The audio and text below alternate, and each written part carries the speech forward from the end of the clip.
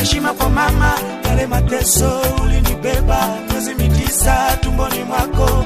Pole sana mama, nikupe nini? Heshima kwa mama,